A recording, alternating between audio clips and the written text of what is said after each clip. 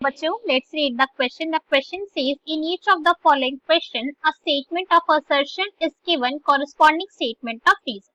Of the statement mark the correct answer as. So question के अंदर हमें क्या given है, एक assertion given है और एक reason given है. अब हमें क्या करना है, बताना है कि क्या ये दोनों statement true है या फिर नहीं, और अगर true है तो reason हमारी assertion का correct explanation है या नहीं, ये भी हमें बताना.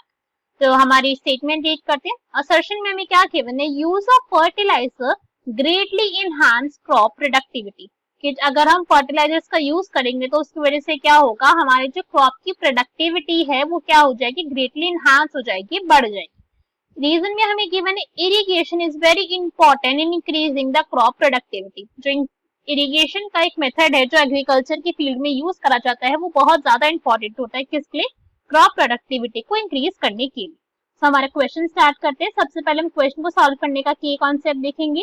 की कॉन्सेप्ट, तो क्वेश्चन को सॉल्व करने का की कॉन्सेप्ट क्या है हमारे, कि हमें दो बातों के बारे में पता होना चाहिए. ठीक है, फर्स्ट किसके बारे में हमें पता होना चाहिए, यहाँ पे हमें फर्टिलाइजर्स के बारे में बेसिक नॉलेज होनी चाहिए, दैट व्हाट इज फर्टिलाइजर, और एक हमें यहाँ पे पता होना चाहिए इरिगेशन के बारे में. ठीक है, अगर हमें दोनों ही बातों के बारे में नॉलेज है तो हम क्वेश्चन को अप्रोच कर सकते हैं आराम से. तो सबसे पहले अगर हम बात करें फर्टिलाइजर्स की, तो यहाँ पे हमें क्वेश्चन के अंदर ये स्पेसिफाई नहीं करा गया कि आप कौन से फर्टिलाइजर यूज कर रहे हो, आप बायो फर्टिलाइजर यूज करो, केमिकल यूज करो, नेचुरल कर रहे हो, कैसे भी करो, आप इन शॉर्ट फर्टिलाइजर यूज कर रहे हो. तो फर्टिलाइजर का क्या रोल होता है, ये क्या करते हैं, ये जो सॉइल होती है ये सॉइल की फर्टिलिटी को इंक्रीज कर देते हैं.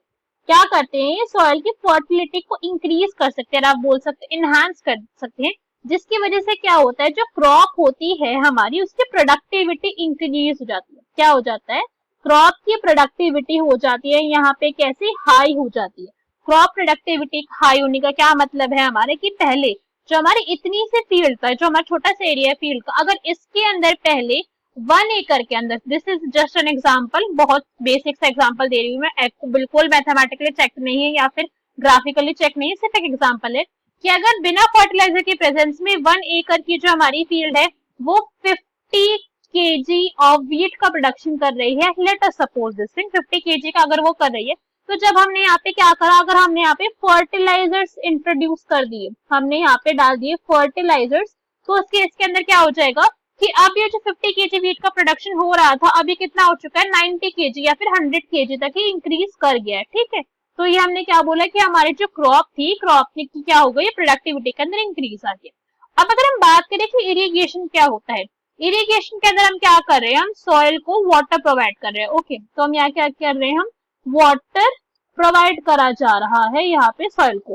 बट ये जो वाटर प्रोवाइड करवा रहे हैं, ऐसा नहीं कि जितना मर्जी पानी डाल दिया. एक पॉइंट यहाँ पे जो एक बहुत इंपॉर्टेंट वर्ड है जो यहाँ पे याद रखना होता है कि हम यहाँ पे रेगुलेटेड वाटर प्रोवाइड करवाते हैं. ठीक है, regulated water provide, that means हम पहले फील्ड देखेंगे, कितनी बड़ी फील्ड है, कितने यहाँ पे प्लांट्स है, कितनी जरूरत है, और उसके अकॉर्डिंग यहाँ पे क्या है, वाटर प्रोवाइड करवाया जाता है. और ये बहुत ज्यादा इंपॉर्टेंट है. ठीक है, it is very important step, because अगर आप पानी ही नहीं दोगे अपने क्रॉप्स को तो हाउ विल यू एक्सपेक्ट, आप कैसे एक्सपेक्ट कर सकते हो कि भाई आपकी जो क्रॉप है वो ग्रो कर जाएगी. बिना पानी के आपकी क्रॉप तो ग्रो कर ही नहीं पाएगी ना, इट इज इम्पॉसिबल.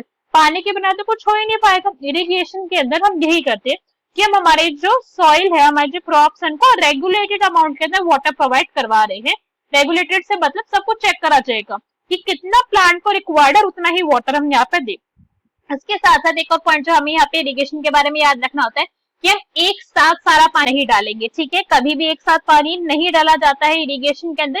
यहाँ पे या तो आप स्प्रिंकलर का यूज करते हो, स्प्रिंकलर मेथड का यूज करा जाता है, स्प्रिंकलर मेथड यूज करते हैं, या फिर हम यहाँ पे क्या करते हैं, हम यहाँ पे ड्रॉप मेथड का यूज करते हैं, ड्रॉप मेथड. मगर कभी भी एक साथ आप पानी नहीं डालते. जैसे आप घर के अंदर आपके पास प्लांट्स होंगे तो आप क्या करते हो, आप एक बकेट लेते हो, फिर आप एक मग लेते हो और आप अपने प्लांट के अंदर पानी डाल देते हो. ऐसा नहीं होता है. यहाँ पे इरिगेशन के अंदर क्या होता है कि जो आपकी फील्ड, अगर स्प्रिंकलर मेथड का यूज कर रहे हो तो आपकी फील्ड के अंदर ऐसे एक स्प्रिंकलर लगा हुआ है, वो रोटेट करेगा, और रोटेट करने के साथ साथ आपकी फील्ड के अंदर चारों तरफ सर्कुलर मोशन के अंदर वाटर को स्प्रेड करेगा, उनको क्या करेगा, वो फैलाएगा.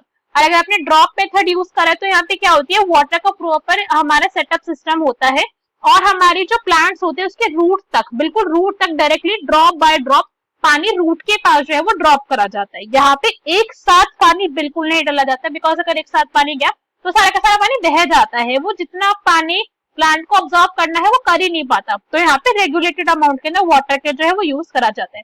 तो अगर हम देखें तो फर्टिलाइजर का जो मेथड है वो भी बहुत इंपॉर्टेंट है क्रॉप प्रोडक्टिविटी के लिए, और इरिगेशन भी बहुत इंपॉर्टेंट है हमारी सॉइल की प्रोडक्टिविटी को इंक्रीज करने के लिए, सॉइल को प्लांट को अच्छे से ग्रो करने के लिए। मगर जो क्वेश्चन के अंदर हमसे पूछा गया है अगर हम देखें तो असम्पशन और रीजन तो दोनों एक तरीके से ट्रू, बट क्या रीजन मेरे असम्पशन को एक्सप्लेन कर रहा है? नहीं, यहाँ पे रीजन में क्या बताना चाहिए था कि फर्टिलाइजर किस तरीके से सॉइल की प्रोडक्टिविटी को इनहांस करता है वो बताना चाहिए था। तो दोनों स्टेटमेंट हमारे इंडिविजुअल तो बिल्कुल ट्रू है, बट एक दूसरे को एक्सप्लेन नहीं कर रहे करेक्टली। तो question correct answer will be our option number B. If both assertion and reason are true, but reason is not the correct explanation of assertion. I hope you understood the explanation well. Best of luck. Thank you.